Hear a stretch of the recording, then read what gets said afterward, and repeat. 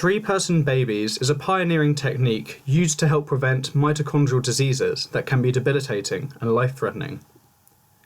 The potential for the possibility of mitochondrial donation was looked into in 2000, with research beginning 5 years later.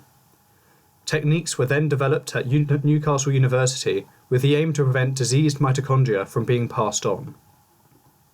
An example of a mitochondrial disease being prevented is in the case of a woman who could pass on the gene for Leigh syndrome, a severe neurological disorder, to her child. A couple from Jordan who previously had 4 miscarriages and 2 children who died in childhood were offered the chance to have a child without the disorder through the use of mitochondrial donation.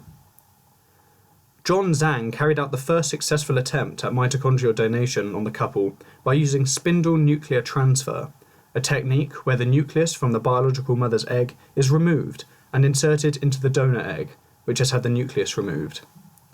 This procedure avoids destruction of embryos. This egg can then be fertilized with the father's sperm and implanted into the womb. The resulting embryo won't have the faulty mitochondrial DNA. Pronuclear transfer was another method used by Zhang, which is the only method approved in the UK, whereas the spindle nuclear transfer technique had to be carried out in Mexico. In pronuclear transfer, both the mother's and the donor's eggs are fertilized with the father's sperm.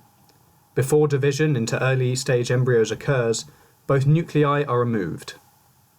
The nucleus from the mother's egg is then transferred into the donor's egg. However, there are several ethical concerns with this procedure. It has unknown consequences, as there are few human trials and many risks involved, so we don't know what the long-term risks will be. Some people are worried that once we start manipulating DNA, it may lead to the selection of genes for certain physical characteristics, and designer babies may become accepted.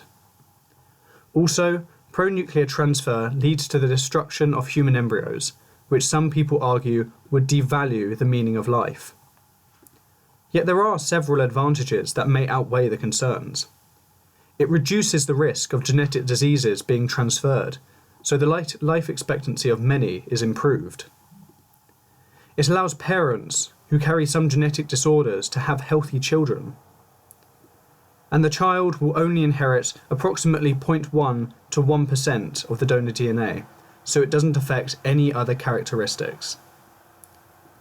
There are still many unknown risks regarding mitochondrial donation. However, it holds great potential to reduce suffering in parents and children alike.